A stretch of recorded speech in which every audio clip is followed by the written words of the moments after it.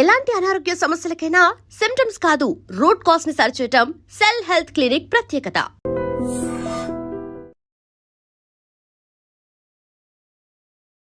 నమస్తే, welcome to I dream. చాలా మందిలో ఛాతీలో మంట, పుల్లటి త్రేంపులు, ఇలా కాకుండా ఇంకా గ్యాస్ట్రిక్ ప్రాబ్లమ్స్ ఇలా ఎక్కువగా వస్తూ ఉంటాయి. అయితే దీనికి సొల్యూషన్ ఏంటి? ఎన్నో మెడిసిన్స్ వాడుతూ ఉంటారు. మార్నింగ్ లేవగానే పొరకడుపున వాడే మెడిసిన్స్తో కూడా మీకు ఎటువంటి ఫలితం లేకపోవచ్చు. అయితే వీటన్నిటికీ కూడా వంటింటి చిట్కాలతో మనం ఎలా సొల్యూషన్ తీసుకోవాలి అన్న దాని గురించి చక్కగా వివరించడానికి మనతో పాటు ఉన్నారు ప్రముఖ ఆయుర్వేద వైద్య నిపుణులు, వంటింటి చిట్కాలలో చాలా ఫేమస్ ఆయన. ఈ పాటికి మీకు అర్థమైపోయి ఉంటుంది, ఆయనే చిట్టుబట్ల మధుసూదన్ శర్మ గారు. వారితో మాట్లాడి అసలు ఈ గ్యాస్ట్రిక్ ప్రాబ్లమ్స్కి ఎలాంటి సొల్యూషన్ చెప్తారు అన్నది అడిగి తెలుసుకుందాం. నమస్తే సార్. సార్, గ్యాస్ట్రిక్ ప్రాబ్లం అనేది ఇప్పుడు చిన్న పిల్లలు కూడా మాకు ఛాతీలో మంట వచ్చేస్తుంది, పుల్లగా తేన్పులు వస్తున్నాయి, ఏం తినలేకపోతున్నాము అనేసి చెప్తూ ఉంటారు. అయితే గ్యాస్ట్రిక్ ప్రాబ్లం రావడానికి మెయిన్ రీజన్స్ ఏంటి సార్?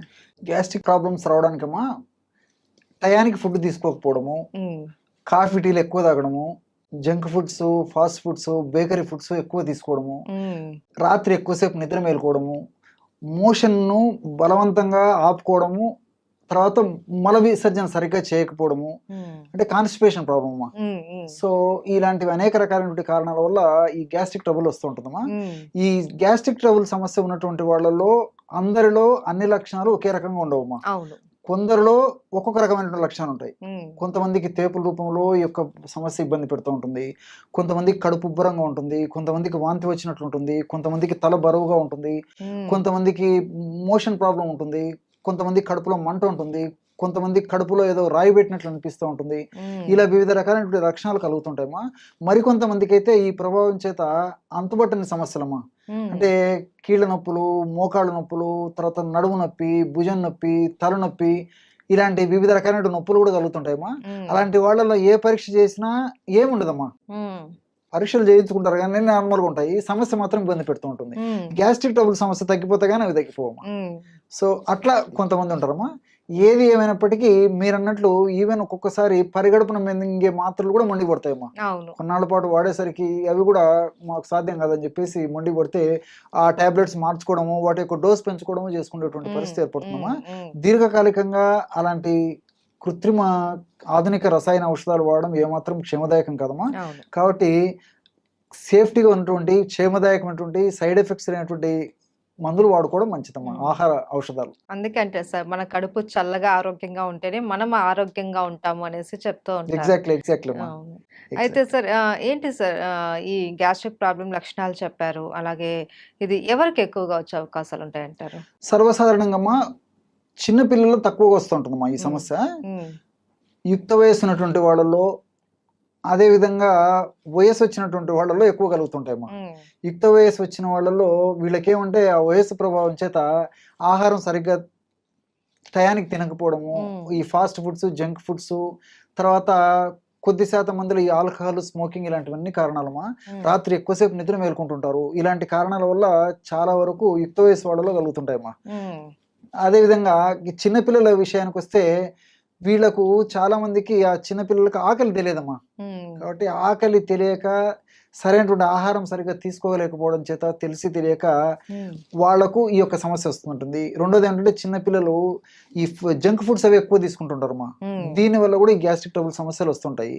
అట్లే వయసు వచ్చినటువంటి వాళ్ళు చూసినట్లయితే వయసు వచ్చిన తర్వాత ఏదో ఒక సమస్య చుట్టుముట్టి ఇబ్బంది పెడుతూ ఉంటుందమ్మా, ఏదో ఒక రకమైన అనారోగ్యం. ఉదాహరణకి మనం 10 మందిని మనం గమనించినట్లయితే 50 సంవత్సరాలు దాటినటువంటి వాళ్ళలో, అలాగే చెప్పుకుంటూ పోతే ఈ రోజు 40 సంవత్సరాలు దాటినటువంటి వాళ్ళలో ఏదో ఒక సమస్య, అనారోగ్య సమస్య, ఏదో ఒకటి మాత్ర వేసుకుంటుండాల్సిందే, ఆ రోజును గడుపుతుండాల్సిందే.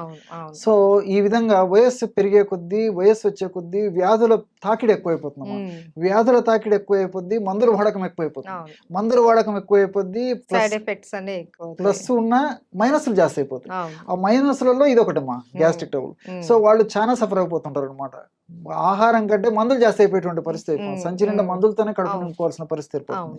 దీనివల్ల ఈ యొక్క జీర్ణ వ్యవస్థ అంతా అతలాకుతలమైపోయి వివిధ రకాలైనటువంటి గ్యాస్ట్రిక్ ట్రబుల్ సమస్యలు వస్తుంటాయి. కాబట్టి అందరికీ వస్తాయి, కానీ ఒక్కొక్కరికి ఒక రకమైన కారణాల వల్ల లక్షణాలు కూడా ఒక్కొక్క విధంగా ఉంటుంటాయమ్మా. అయితే కారణాలు ఏవైనా సరే సార్, ఈ ప్రాబ్లం అన్నది చాలా సివియర్‌గా ఉంటుంది. చాలామంది ఇబ్బంది పడిపోతూ ఉంటారు. అలాంటప్పుడు ఏం చేయాలి సార్? మనకు వంటింట్లో దొరికే చిట్కాలేంటి? దీనికమ్మా అన్ని మనకు తెలిసినట్టువమ్మా. హ్మ్. కానీ ఇందులో ఇంత అద్భుతమైనటువంటి ఔషధ గుణాలు ఉన్నాయా, ఇంత రిజల్ట్స్ వస్తున్నాయని చెప్పేసి ఆశ్చర్యం వేస్తుందమ్మా. మనం వాడి చూస్తే గానీ తెలియదనమాట దాని హ్మ్. ఫలితము. హ్మ్. కేవలం 3 ఆహార ఔషధాలమ్మా. ఓకే. జీలకర్ర, ధనియాలు, సోంపు గింజలు. హ్మ్. ఎక్కడ ఏ వేలు ఖర్చు పెట్టాల్సిన అక్కర్లేదమ్మా. అవును. అద్భుతమైనటువంటి ఔషధం. హ్మ్. ఈ 3 పదార్థాలు ఒక్కొక్కటి 50 గ్రాములు తీసుకోవాలమ్మా. హ్మ్. అంటే జీలకర్ర ఒక 50 గ్రాములు వేయించేసేసి, హ్మ్. ధనియాలను వేయించి ఒక 50 గ్రాములు, సోంపు గింజలను వేయించేసి ఒక 50 గ్రాములు తీసుకోవాలమ్మా. అన్ని దోరగా వేయించుకోవాలి. అన్ని కలిపేసి మిక్సర్ అయినా వేసుకోవచ్చమ్మా. హ్మ్. ఓపిక ఉంటే సపరేట్ అని తయారు చేసుకోవచ్చు. ఓకే. లేకపోతే అన్ని కలిపేసి మిక్సీలో వేసేసుకోవచ్చు. హ్మ్. బాగా జల్లి పట్టేసేస్తే సరే ఒక 10 గ్రాములు అటు ఇటు అయినా ఇంచుమించు ఒక 140 గ్రామ్స్ 150 గ్రామ్స్ ఔషధం తయారైపోతుంది. హ్మ్. మొత్తం పౌడర్ బ్రహ్మాండమైనటువంటి పౌడర్ తయారైపోతుంది. హ్మ్. దాన్ని ఒక గాసీసారి నిల్వ ఉంచుకున్నామా. 1/2 టీ స్పూన్ ఉదయం ఆహారం తర్వాత అరచేతి మీద వేసుకొని కొద్దిగా చప్పరించేసేసి నీళ్ళు తాగేసేయాలమ్మా. కొద్దిగా 1/2 గ్లాస్ వాటర్. ఓకే. రాత్రి ఆహారం తిన్న తర్వాత కూడా ఒక 1/2 టీ స్పూన్ ఒక అరచేతిలో వేసుకొని చప్పరించాలమ్మా. బాగా ఎంజాయ్ చేస్తూ అది చప్పరిస్తూ మింగేసేయాలి. హ్మ్. ఒక కప్పు అంటే ఒక 100 ml వాటర్ తాగితే సరిపోతుంది. హ్మ్. చిన్నపిల్లలు అయితే కొంచెం డోస్ తగ్గించుకోవాలమ్మా. ఓకే. అంటే 12-13 సంవత్సరాలు దాటినటువంటి వాళ్ళకందరికీ ఈ డోస్ సరిపోతుంది. హ్మ్. ఇంకా 12-13 సంవత్సరాల కంటే తక్కువ ఉన్నటువంటి వాళ్ళలో 1/2 టీ స్పూన్ కాకుండా 1/4 టీ స్పూన్ ఆ రేంజ్లో వాడుకుంటే సరిపోతుంది. హ్మ్. సో ఇది వాడడం వల్ల ఏమవుతుందంటే within 3rd day 4th day నుంచి మంచి బ్రహ్మాండమైనటువంటి రిజల్ట్స్ వస్తాయమ్మా.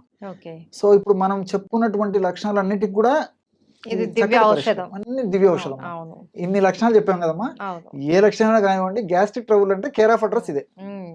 అంత అద్భుతంగా పనిచేస్తుంది అనమాట. హ్మ్. సో మనం ఆధునికంగా ఆలోచించినట్లయితేమా ఇప్పుడు జీలకర్రలో థైమాల్ అనేటువంటి రసాయన పదార్థము, క్యుమినాల్డిహైడ్, ఎపిజెనిన్, ఇలాంటి ల్యూటియోలిన్ అనేటువంటి అనేక రకాలైన రసాయన పదార్థాలు ఉన్నాయమ్మా. హ్మ్. ఇవన్నీ కూడా ప్రత్యక్షంగా పరోక్షంగా గ్యాస్ట్రిక్ జ్యూసెస్ను పెంచేందుకు ఉపయోగపడతాయి. తర్వాత బైల్ జ్యూస్ అమ్మా. బైల్ జ్యూస్ బాగా ఉత్పత్తి అవుతూనే బాగా ఆకలి అవుతుంది, జీర్ణశక్తి బాగా జరుగుతూ ఉంటుంది. హ్మ్. సో బైల్ జ్యూస్ బాగా ఉత్పత్తి అయ్యేందుకు ఈ జీలకర్రలో ఉన్నటువంటి ఇలాంటి అనేక రకాలైన రసాయన పదార్థాలు ఉపయోగపడతాయి. అట్లే ధనియాల్లో కొరియాండ్రాల్ అనేటువంటి రసాయన పదార్థము, ఇలాంటి రసాయన పదార్థాలు కూడా ఈ జీర్ణ వ్యవస్థలో వచ్చేటువంటి వివిధ రకాలైనటువంటి గ్యాస్ట్రిక్ ట్రబుల్ సమస్యలకు ఉపయోగపడతాయమ్మా. హ్మ్. అంటే సోంపు గింజలమ్మా. హ్మ్. సోంపు గింజలో ఎనథాలు, తర్వాత ఫైబరు ఇలాంటి రసాయన పదార్థాలు ఉంటాయమ్మా. హ్మ్. ఎనథాల్ అనేటువంటి ఈ రసాయన పదార్థము మనం తీసుకున్నటువంటి ఆహార పదార్థాలు పులవకుండా చేస్తాయి, బాగా జీర్ణమయ్యేటట్టు చేస్తాయి. తర్వాత చక్కగా విసర్జన అంటే వేస్ట్ పదార్థం త్వరగా విసర్జింపబడేదానికి కూడా ఎనథాల్ అనేటువంటి పదార్థం ఉపయోగపడతాయమ్మా. హ్మ్. అదేవిధంగా ఫైబర్. హ్మ్. ఈ ఫైబర్ కూడా మోషన్ ఫ్రీ అయ్యేందుకు ఉపయోగపడుతుంది. అవును. ఆహార పదార్థం పులవకుండా ఉపయోగపడుతుంది. హ్మ్. అందులో మనకు తీసుకునేటువంటి ఆహార పదార్థాలమ్మా, ఇటువంటి ఆహార పదార్థాల్లో ఫైబర్ ఎక్కువగా ఉన్నటువంటిది ఈ సోపులోనేమా. హ్మ్. అందులో ఈ రోజుల్లో నాగరికత ప్రభావం చేత, పాశ్చాత్య నాగరికత ప్రభావం చేత మనం ఫైబర్ వాడకం తగ్గిపోయిపోయిందమ్మా. అవును. అవును. కాబట్టి ఫైబర్ ఎక్కువగా ఉన్నటువంటి ఇలాంటి సోపు గింజలను వాడుకోవడం వల్ల గ్యాస్ట్రిక్ ట్రబుల్ సమస్యలు తగ్గిపోవడమే కాకుండా శరీరానికి కూడా చాలా రక్షణ ఇచ్చేసేసి ఈ షుగర్, బీపీ, వెయిట్ ఇలాంటివి రాకుండా కూడా కంట్రోల్ చేస్తుందమ్మా ఓకే. ఫైబర్. ఓకే.